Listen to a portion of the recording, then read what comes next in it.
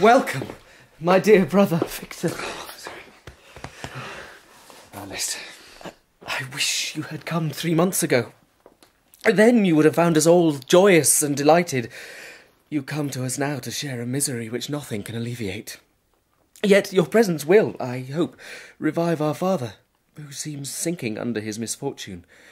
And your persuasions will induce poor Elizabeth to cease her vain and tormenting self-accusations.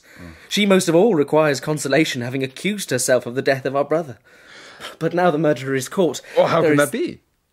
He was free last night. Who pursued him? It's impossible. One might as well attempt to overtake the winds. I do not know what you mean. But to us, the discovery we have made completes our misery.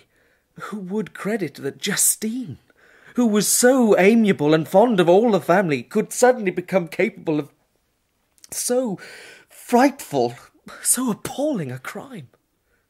Justine? Justine Moritz? Is she the accused? No one believes it, surely, Ernest. Several circumstances came out which forced conviction upon us. But she will be tried today, and then you will hear all. It is not Justine. Victor. Father. Has Ernest told you of Justine? I have, Father. Justine is quite innocent. Well, that is evident. I know she is not guilty. Then who is guilty? Victor? Nothing, Father. If Justine is innocent, God forbid that she should suffer as guilty. The evidence is circumstantial, and I sincerely hope that she will be acquitted. They cannot find her guilty on circumstantial evidence. Hello, Victor. Oh, Elizabeth. Let me look upon you. Time has altered you. It has endowed you with loveliness surpassing the beauty of your childish years. Your arrival fills me with hope.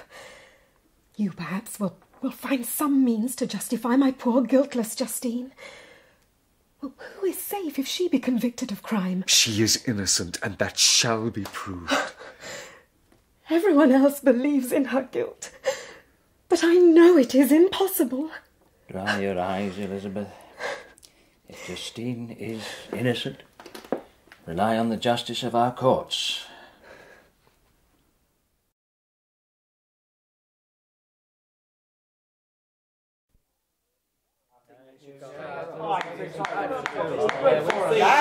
Justine Moritz, it is charged that on the... I was walking not far from the spot where the child was found when I saw the accused.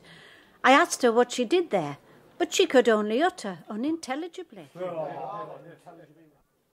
Yes, I do also work at the house. She returned about 8 o'clock in the morning. I asked her where she had passed the night, and she replied she'd been looking for the child. When shown the body, she fell into violent hysterics and kept her bed for several days. And you found the locket?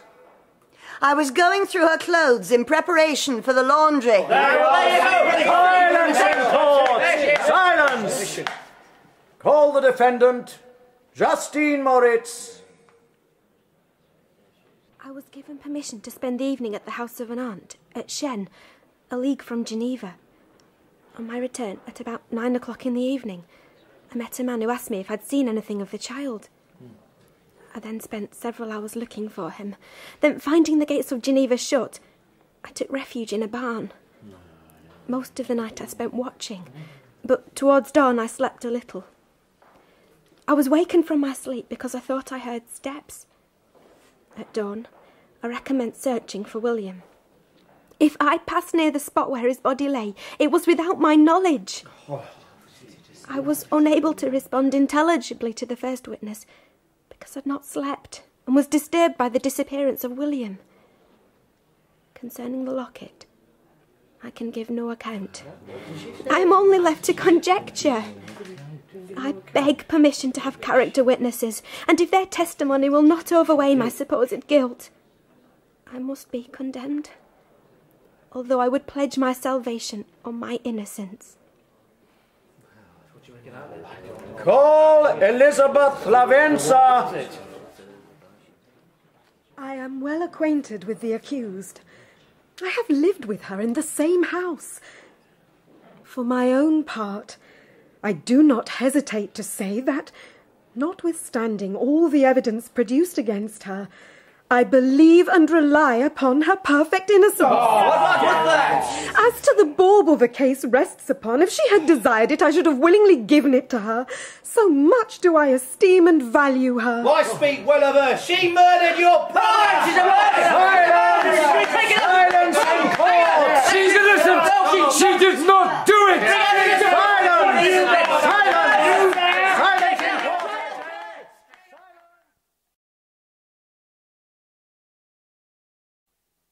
Having passed a night of unmingled wretchedness, the next morning I went to the court for the verdict.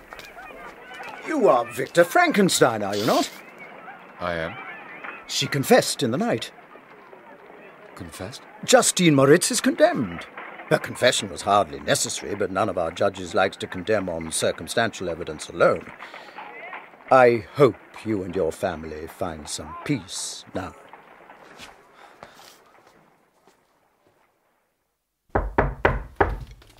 Yes?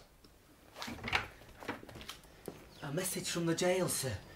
Justine Moritz humbly requests a visit from Mistress Elizabeth. Thank you. No reply. You can't go. I do not know what to do. It's Justine. Well, I leave it to your judgment and feelings. Thank God your mother isn't alive to witness this. Victor, would you accompany me? I? I cannot go alone. Thank you. Thank you both for coming. Oh, Justine, why did you rob me of my last consolation? I relied on your innocence, and although I was then very wretched, I was not so miserable as I am now. And do you believe that I am so very, very wicked? Do you also join with my enemies to crush me, to condemn me as a murderer? I am not one of your enemies. I believed you guiltless until I heard you yourself had declared your guilt. I confessed a lie.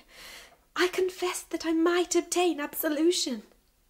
Ever since I was condemned, my confessor has besieged me. Your priest? He threatened and menaced until I almost began to think I was the monster he said I was. He threatened hellfire and excommunication in my last moments if I continued to deny. What could I do? In an evil hour, I subscribed to a lie. I will proclaim, I will prove your innocence. You shall not die. I do not fear to die. That pang is past. They would have found me guilty without my confession. Dear sir, you are very kind to visit me. You, I hope, do not believe I am guilty. No. No, absolutely not. No, Justine. He is more convinced of your innocence than I was. I truly thank you. I wish that I were to die with you. I cannot live in this world of misery. Farewell, sweet lady. May heaven in its bounty bless and preserve you. May this be the last misfortune that you ever will suffer.